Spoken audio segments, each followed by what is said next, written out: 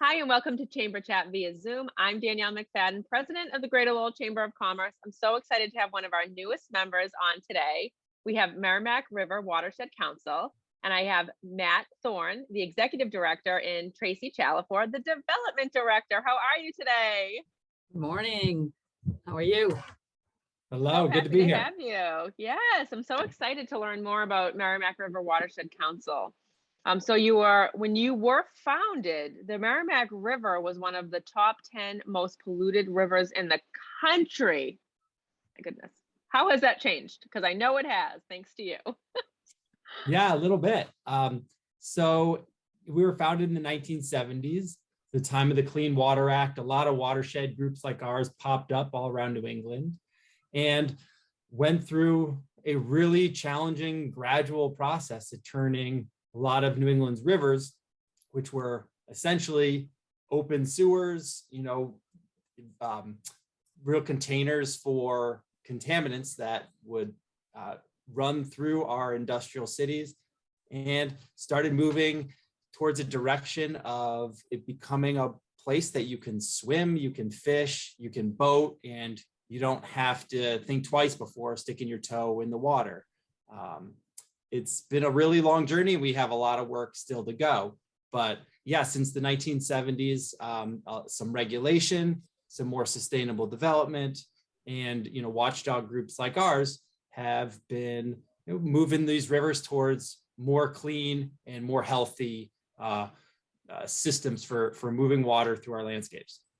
Well, thank you for doing that. I am a resident of Lowell. I live down the street from the Merrimack River, and it's so awesome to see the regattas that happen and just to be able to walk along the river, see people swimming at the beach, and just enjoying what an asset the river is for the region. Absolutely. Yeah, absolutely. Salisbury State Beach, if folks have been there, one of the most popular spots in the whole Commonwealth. And that's really possible because a lot of work has been done upstream to help convert it from an industrial river into a recreational one. And still, we'll get into it, but tons of work still to go. But yeah, on most days of the year, get out there, get in the water, and have a good time and enjoy the Merrimack. And perfect segue, because I was going to ask if there are issues that we're still facing and what is needed short term to help fulfill these objectives. Yeah, there are definitely still some pretty pressing issues that we're working on. And to be frank, it's a tough needle to thread in presenting the story of the river because it has come such a long way. We get stories all the time from locals who grew up in Lowell or down by the coast or up even further up in New Hampshire, say, when I was a kid, you would not stick your toe in the water. It was just like, this is off limits, danger, like no go, not even really seeing it as a natural resource. And to come to this point where, as we were saying, you can really feel a lot more freedom to interact with the water. It's been a journey. And the big but is we have pressures and stressors from the climate changing. We still have a lot of contamination issues that are affecting water quality and make us concerned on some days of the year, which is a big difference from every day of the year. Every day. Back in decades ago. So huge difference there.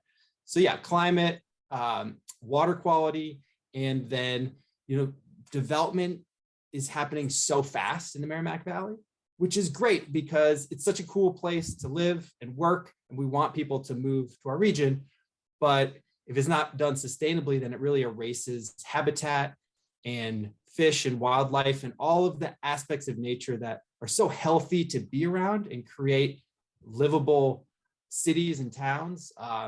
We're not able to restore them fast enough to keep up with really rapid development. So those are three of the biggest issues that we're working on, and we'll be asking for folks' support to keep us working on. And that kind of plays right into, I was going to ask what your top priorities are for 2022. Yeah, so 2022. We've got 6 months left. We got a lot to do. I can't believe we're 6 months into 2022. But anyways, that's a whole other conversation. Yeah. Yeah, exactly. So We're always a little pedal to the metal at the Watershed Council because there are a lot of competing priorities, but we have volunteers up and down the river sampling for water quality every month of the year. So we get folks out and do all that testing. We collect the data, we analyze it, we put out a report every year. And this report's helpful for the public to kind of understand what's happening in their river. But we also work really closely with the state agencies, with the EPA, and with all the municipalities to figure out how can we get these pollution levels under control and feel more comfortable with the water quality. So that's a huge aspect for us. We work a lot on that combined sewer overflow issue, which is very related, where sewage overflows on the really, really hard rainy days. So we've been working very closely with members of Congress to figure out funding to upgrade the infrastructure of our Merrimack Valley cities. So that's a huge focus on what we're doing. We also like getting people outside. So we've got paddling trips, we've got trash cleanups, we do a lot of tree planting. We just want people to get out and enjoy the river, because once you do, you really start to care for it and you start to become a champion for it. So getting as many folks outside, especially if they've never paddled before. We do a lot of work in downtown Lawrence, and we really try to get folks who've never been able to experience nature in such a way right in their back door, get them that access. So that's a huge focus for the rest of the year too. I love that you do that, because I think sometimes, you think of nice weather and traveling to the coast, but we have so much right here that we can take advantage of. So thank you for doing that. Yeah, exactly. And then I'll throw out another one. I'll fearlessly have Tracy throw out our last one around our spring appeal, because we find that, connecting folks to our work and to the river and the watershed and all the wonderful streams and creeks and drinking water, which we haven't mentioned yet, is really important.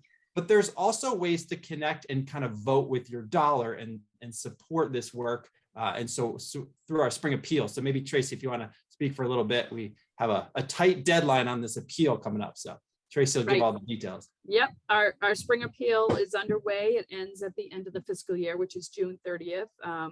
We're trying to raise another $25,000 for water quality monitoring to keep our efforts in testing the water and making sure it's safe and letting people know when it isn't, like the 1 or 2 days after a combined sewer overflow. All of that requires money. All of that requires program people to go out and do that work with the volunteers that we have. And we have an awesome contingent of volunteers who are very dedicated, but can't do it without everybody's help on the private side.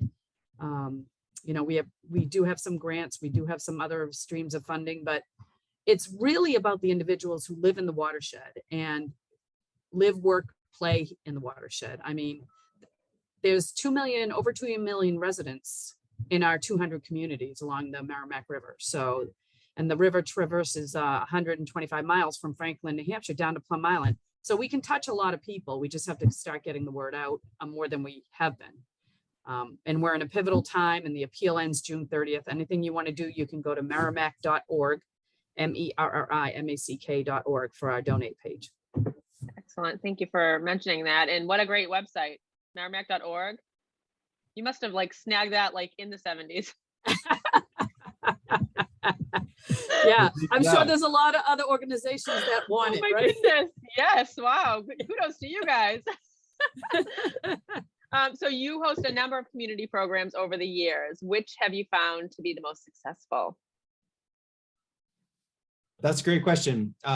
Ones that get people outdoors and really engaged, rolling up your sleeves. So there's always been a strong connection between folks getting outside and planting a tree or sampling some water or getting on a boat for the first time. We have a really wonderful program where we get youth out on the river. And there was a quote that I don't think any of us can get out of our head. We put it on our annual impact report, where there was a young kid, a teenager, who said something like, wow, this is the first time I've been on a boat that wasn't in a video game. And that quote really lodged with us and reminded us how, as a young person, especially with the pandemic and school closures, it's really precious and valuable to get, youth outdoors and getting those kind of experiences, because, you can miss a certain window where you're not able to touch and feel nature and just feel some of the fresh air. And so that's really something that's been pretty important for us. Yeah, oh my goodness, And that's the so challenge is that, impactful. oh, I'm sorry. The challenge is that a lot of urban youth, have that, the river may not be seemingly as accessible to them, but we try to provide those opportunities starting at an early age in many different facets. Oh, and then they grow up loving nature and being interested in sustainability and ensuring that the planet is, livable for them and their kids and their grandkids. So important. Exactly.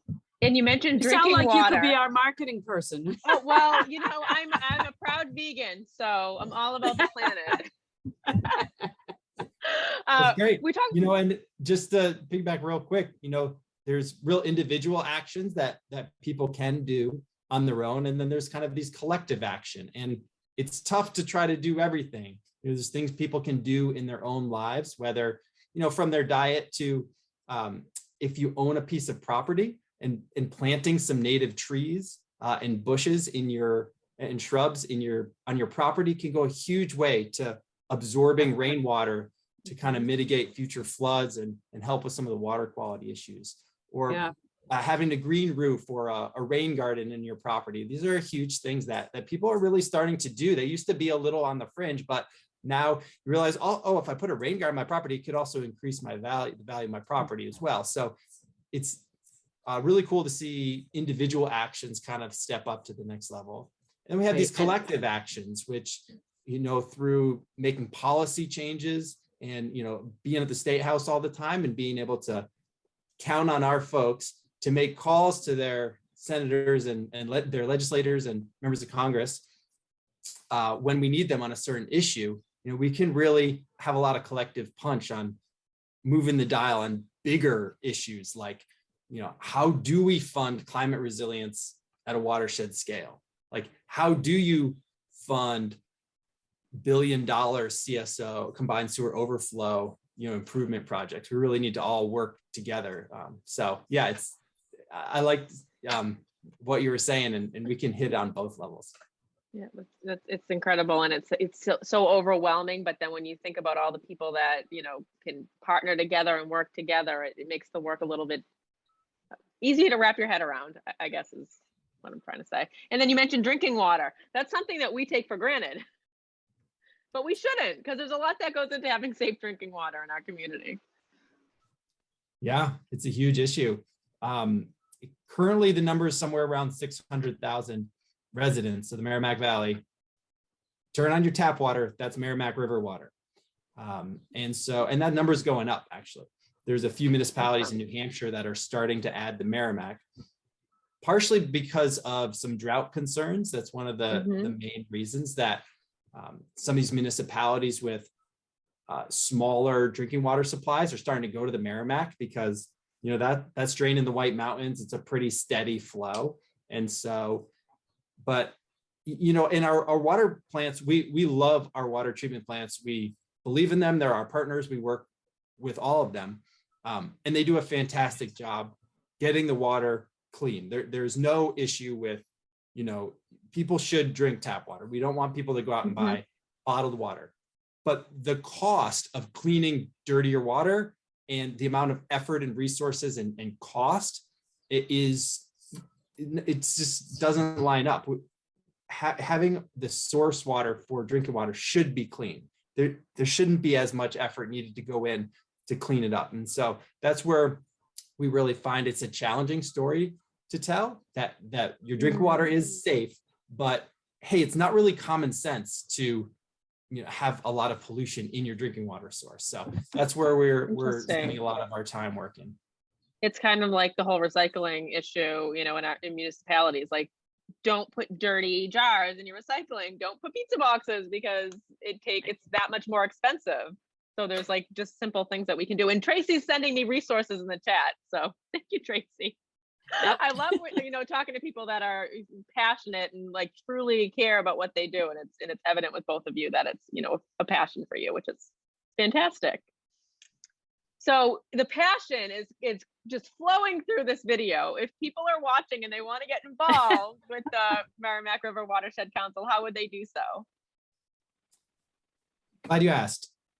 Come out to an event, get involved. We have a lot of volunteer opportunities. Every month we've got things going on. We just had a kayak on water kayak trash cleanup, partnering with UMass Lowell out of Lowell. Awesome. So that's really fun. You get to get out and paddle, you get to clean it up a little bit. You get to meet people who also think the river's a pretty cool spot.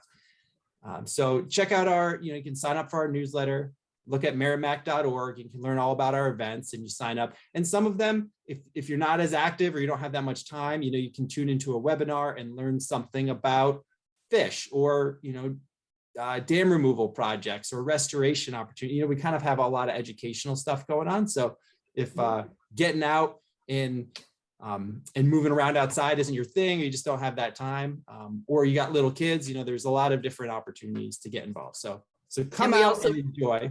Yep, go ahead. Oh, I'm sorry. We also have our YouTube channel, which has a plethora of past webinars we've done, especially during COVID. A lot of everything went virtual everywhere, right? So we had to stay in touch with our constituency, and so a lot of those webinars and things have been recorded and archived on our YouTube channel. We have a lot of resources out there. And then my final question. Did you want to add something, Matt? Yeah, just two more things. As an individual, not to go down the fundraising pledge drive, but you really do vote with your dollar. And if we want to protect this thing, if we love our water and we drink, it's our tap water and we recreate in it, we got to protect it. And so you can donate and support, groups like ours. And there's a lot of other groups doing really good work in the Valley as well. But, we really do vote with our dollar, and we're going to leave this thing in a better spot for our kids and grandkids or not. There's no kind of guarantee that we're going to keep on this better and better trajectory. So we really do need folks' support. And then a little side note is for businesses, we're starting to work more and more with businesses who are recognizing that, a beautiful, sparkling, clean river is pretty good for business. Like it's a driver of, our local economy, and it's really attractive for all kinds of businesses. So reach out to us. If you're a business, we do all kinds of stuff. We do some team building events where you can get out and paddle with your employees. We do, kind of higher level partnerships and event sponsorships and all kinds of good stuff to get businesses involved in, what we see as like the real jewel of the Valley. I love that. And, I love the voting with your dollars, and it's such an easy way that you can show your support of the great work that you're doing. So we'll include all the links to donate and to check out all of your programming when we post this video. For somebody who cannot volunteer or does not have the time to volunteer, or they are volunteering but they want to do more, what can people do in their everyday lives to contribute to the clean river and water quality in our community? Great question. So if you are a homeowner and you're able to use more native plants in your landscaping, plant more trees, more shrubs, perhaps check out rain gardens, which are really beautiful. And no pesticides. Yep, exactly. So these kind of things really help absorb rainwater, and they send less stormwater into the system, which is really what we need. We need rainwater to soak in. So the more kind of green permeable pavers, ways that we can minimize hard surfaces where all that runoff happens. Like Tracy said, minimizing kind of fertilizers and pesticides, that stuff's all really good for water quality. And then, getting involved politically. And we are a completely nonpartisan organization. So whatever that means to you, it's important that you kind of get in touch with your members of Congress or your local legislators or your, municipal officials, because the river, protecting habitat, thinking a little forwardly about climate, like we really need our policies and our politicians to step up on this. So and that comes from everybody. And whether you can make it out to a paddling trip or come plant a tree or not, you can probably pick up the phone and stay in touch with your representatives. Well, this has been a pleasure. It was so nice to get to know you better and to learn more about Merrimack River Watershed Council. I look forward to having you as a member and helping you in any way that we can. Thank you, Danielle. That's fantastic. Yep, we're happy to be a member of the chamber and for building out some of these connections with the local businesses and Greater Lowell. So thank you. And any parting words, anything else you'd like the viewers to know? Vote with your dollars. Yeah, exactly. Yeah. Check out our website, look at what we're doing and all the impact we're making and how we're working to protect and preserve the Merrimack. Excellent. Well said. Thank you both. Thank you both so much. And I'm sure I'll see you and talk to you soon, hopefully in person. Yes. Can we make that a deal? All right. Yes, absolutely. Awesome. Thank you so much. All right, Thanks, thanks a lot, Danielle. Danielle. Bye. Bye-bye.